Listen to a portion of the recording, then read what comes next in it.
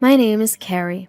I now live with my daughter Deanna and her husband Garrett and their daughter Sarah. This year I turned 70, and it feels like a significant milestone. My husband Matt passed away 3 years ago due to illness, and originally I was living alone until my daughter and her husband invited me to stay with them. Mom, won't you come live with us? What? But wouldn't I be a burden? No, we want to live with Carrie. It's not exactly payback, but we really appreciate everything you've done for us, Carrie. Why don't we all live together happily? I was feeling lonely living alone, so I was grateful that they cared so much. Sarah, my first granddaughter, is such a good kid, and I'm living happily now. Feeling the need for a purpose in life, I'm fortunate to be healthy and currently working part-time at the checkout counter of a supermarket. It's a small supermarket, but well-loved by the locals and everyone is friendly. Even the young part-timers look up to me, and I have no complaints. However, there is one thing that bothers me. That is, "Oh, working part-time again today, Carrie?" Catherine, welcome. The woman who comes to the supermarket is Catherine, my son Polly's wife. That makes her Deanna's sister-in-law. She got married just before Deanna did and lives a bit far from here. Honestly, I've never gotten along well with Catherine. It seems she didn't think highly of me from the beginning, and she often made snide remarks, even during greetings. Catherine, let's get along well from now on. Carrie, that's fine. You don't need to bother. What? You don't need to worry about us, so please don't interfere too much, okay? I'll handle family matters just fine. We don't want any mother-in-law and daughter-in-law conflict, do we? It's stressful for both of us. She put up a wall from the beginning and we were shocked. At the same time, I didn't have a good impression of her. Matt didn't think highly of Catherine either, but Polly seemed quite smitten with her. I'm definitely going to marry Catherine, he used to say. Polly was a troublemaker since he was young, and we often struggled to handle him. He had behavioral issues at school, and we were frequently called in. Matt initially wanted to discuss it at home, but eventually he gave up. Polly finally got a job and started working, and just when we thought we could relax, he brought Catherine to introduce her to us. Catherine was a strikingly beautiful woman with a flamboyant appearance. On the day of the greeting, I cooked a big meal, but Catherine didn't seem to like it. I'm not really into greasy food. It seems like some old-fashioned country cooking, she said, hardly eating. Matt was about to yell at her, but we managed to finish the greeting peacefully. We tried to convince them a few times, but they ended up getting married and now live a bit far from here. It was when Matt was still alive that he warned, "You better be sure about this. Don't come crying to me if something goes wrong." But Polly was full of unfounded confidence, saying, "It'll be absolutely fine." We only saw each other at Christmas gatherings, but ever since I started my part-time job, I happened to run into Catherine at my workplace. That encounter is unforgettable because of how shocking it was. "Oh, isn't that Carrie?" "Catherine, why are you here?" "Why? Isn't that rude to say to a customer?" Sorry, I was just surprised." "And here you are at 70, working as a part-timer. Are you struggling for money? Or have you run out of money to give to your sisters?" Catherine, with her condescending attitude, continued to make snide remarks, taking advantage of the fact that it wasn't busy. Apparently, though they lived a distance away, she just happened to be shopping nearby, and we happened to meet. No, I started part-time work because I thought it would be fulfilling. Everyone at work is nice and I'm content. Catherine seemed surprised for a moment at my words, but then burst out laughing. "Carrie, don't push yourself. You don't have much time left anyway." I was just stunned by her words, suggesting a person's lifespan is so carelessly. As the line at the register started to grow, Catherine left. "Carrie, are you okay?" "Yes, sorry about that. She's my son's wife. I didn't mean to cause trouble." "No way. That attitude is unbelievable. No respect for a mother-in-law at all." The part-timer who overheard was visibly upset.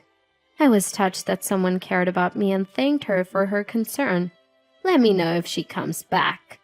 Yes, thank you. I thought it was just a coincidence. They live far away, so I didn't expect to see her for a while. But reality proved harsh. Catherine started coming to my workplace about 3 times a week, deliberately seeking me out to make unpleasant remarks. She even spoke disdainfully about Deanna and Garrett, and as if that wasn't bad enough, she even demanded discounts on the store's products. "Oh, Carrie, this deli container's lid is open. Isn't that unhygienic?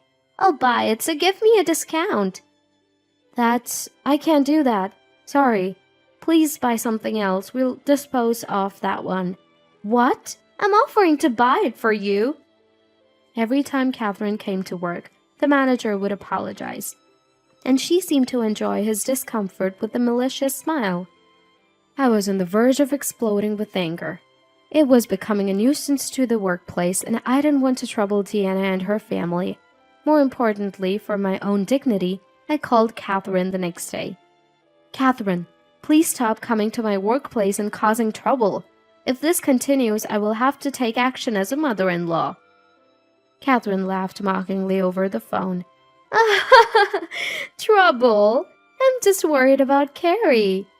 I wanted to scream at her claim of concern, but I held back and continued calmly. "Your actions are a nuisance. I won't tolerate it any longer."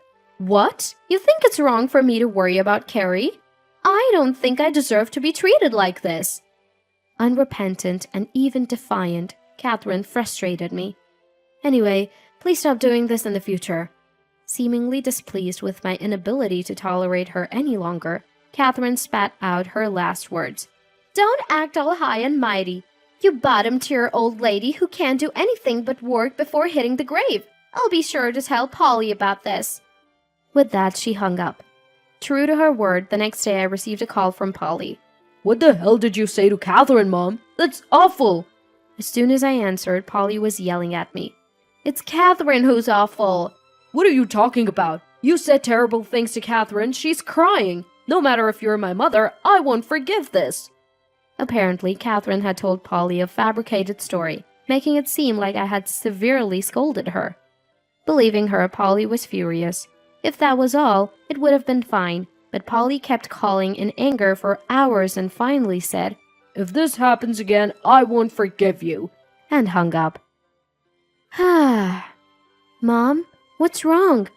Deanna, welcome back." "Nothing, really." "That's a lie. That voice was Polly's, right?" Deanna looked at me sharply. It was hard to stick to the lie.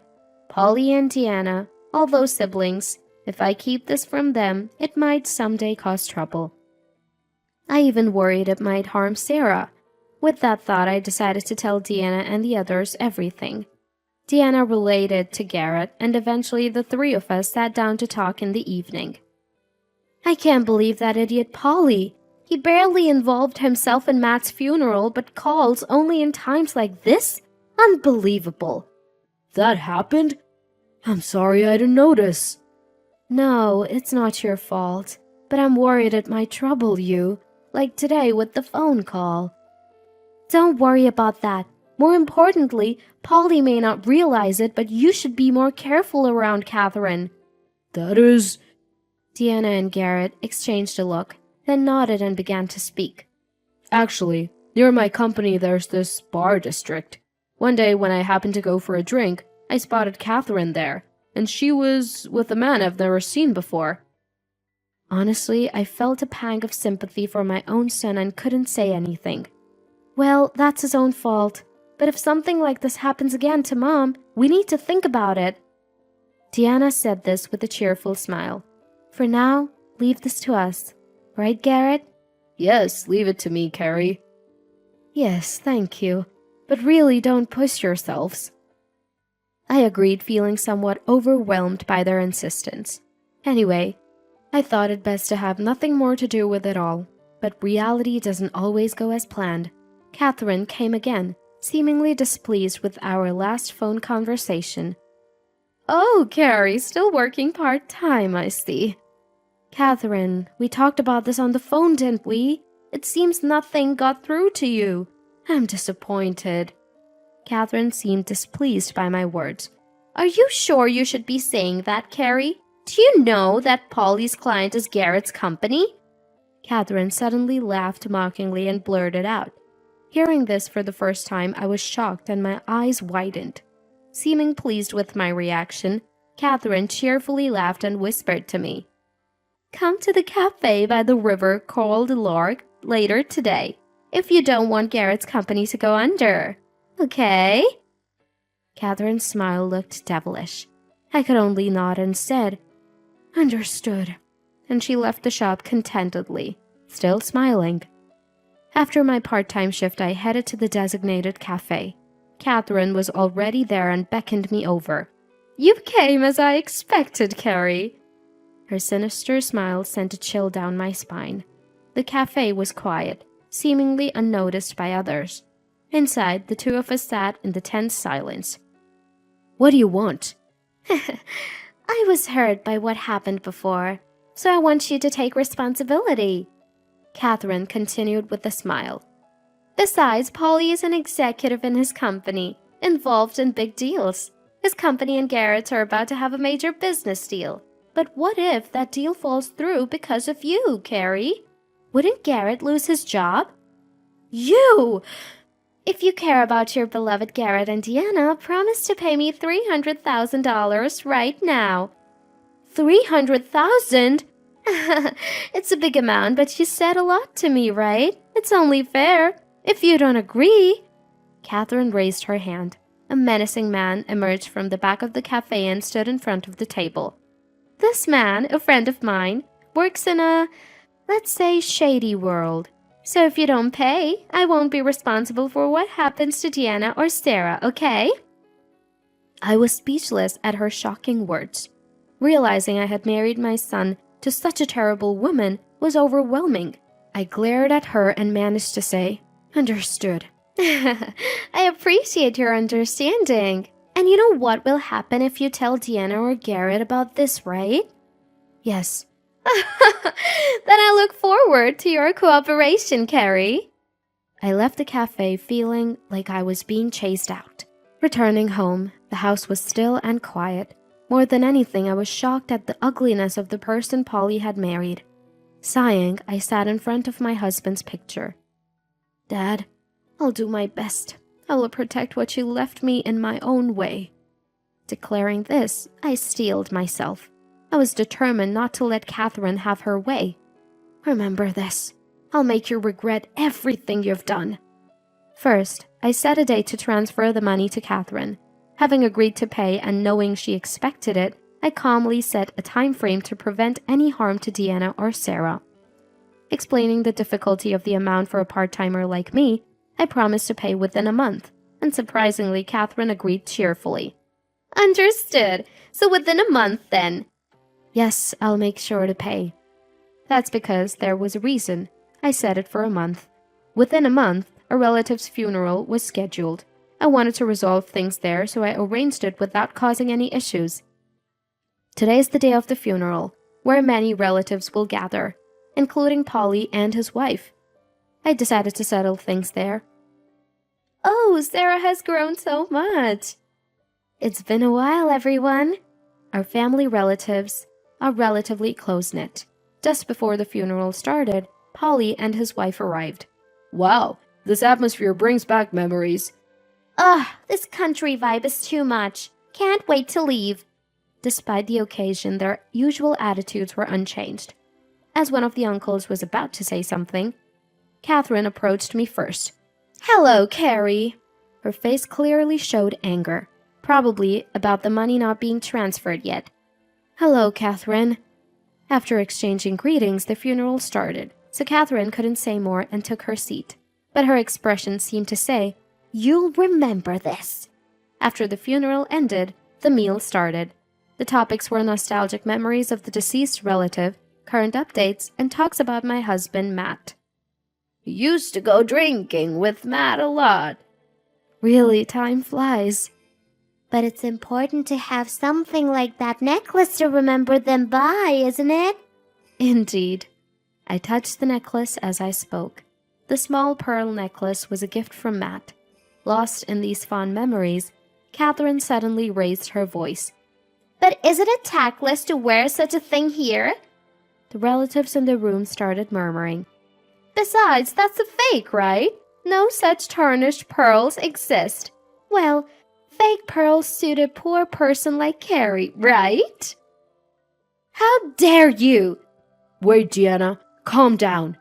But Catherine's cheeks were flushed, probably from drinking. Seemingly emboldened by alcohol, she blurted out these words. Honestly, it was different from what I expected, but she was self-destructing, so I silently vowed to make her pay dearly. Before I could respond, the relative spoke up. What is she talking about? Carrie poor? Don't make such jokes. How could you say such a thing? It's just your lack of judgment. The relatives, angered by Catherine's comments, spoke back, and she seemed surprised. I stood up and faced her. I don't know why you think this pearl is fake, but it's from Matt's jewelry store. It's definitely not fake. Tiffany, ever heard of it? What? Tiffany? As in the famous jewelers? You married him without knowing his father-in-law's company. Carrie used to be the assistant manager of that store. But she's working part-time. That's what I said before. Mom is working part-time just for fulfillment. We don't need her money, but she insists on paying us living expenses every month. Besides, she's retired now, but there's an inheritance and savings left by Matt. We're far from poor. Catherine looked dumbfounded. Polly hurried to her side, trying to defend her. Wait, don't blame her. Polly, look at reality. She's awful. Shut up, little sister. What do you know? Catherine glared at us. I came here to settle this thoroughly, so I began. You won't get away with this. Who won't? Your wife running a scam? And if it gets out she has a boyfriend, you'd be the one who couldn't bear it. What? How do you know that? About that, let me explain. Here's the proof. Garrett showed documents revealing various truths. Photos included the cafe I visited, the man Catherine was with, and Catherine walking closely with the man who wasn't Polly. What's this about? Yes, Catherine had been involved in scamming people with bad friends from her student days. That was the full story behind her treatment of me, and Polly was partly to blame too. Polly, while our companies do business, I've never heard your name mentioned. But you've been telling Catherine you're an executive, but you hold no such position, right? What? You've been lying to me? Hearing Garrett's explanation, Catherine started screaming. Sighing, I retrieved an attached case from the reception. Opening it in front of them, it contained $300,000 in cash. Here's the $300,000 you unfairly demanded from me, Catherine. Emphasizing unfairly, she glared at me, her face turning red. I had recorded everything from the day she took me to the cafe. I never intended to treat my son and wife this way, but I thought it was best for them to learn a hard lesson. However, the condition is that you never appear before us again. You've caused enough trouble, and when I die, you won't get a penny of my inheritance. Wait, Mom, I'll leave Catherine. What? Holly, when you decided to marry Catherine, Matt and I tried to stop you. Weren't you going to be happy with her? You're her husband. Don't change your attitude now. Support her until the end. What? Stunned, the relatives started shouting. That's right. Get out of here. Initially, the two of them talked back, but they couldn't stand against the majority and left the shop meekly. Carrie, that must have been tough. Are you okay? Yes, I'm sorry everyone for causing such a commotion. Don't worry about it. Your uncle would be pleased too. Mom! Deanna, Garrett, thank you so much. I've caused trouble for you too. Not at all. We just did what we wanted to do. Finally, I feel like everything has cleared up and life is returning to normal. Afterward, it turned out Catherine was involved in various other fraudulent activities and ended up getting arrested by the police. Polly came crying to me soon after, but since Matt had warned him repeatedly, I decided to keep my distance. The commotion seemed to have spread rumors to Polly's company, and now he's been demoted, working at a subsidiary. As for me, I continue with my part-time work, living a peaceful life. This pearl you gave me, it helped me through this ordeal. Perhaps there's really power in the things our loved ones leave behind. Despite getting wrapped up in various issues, this experience made me realize the supportive people and warmth around me.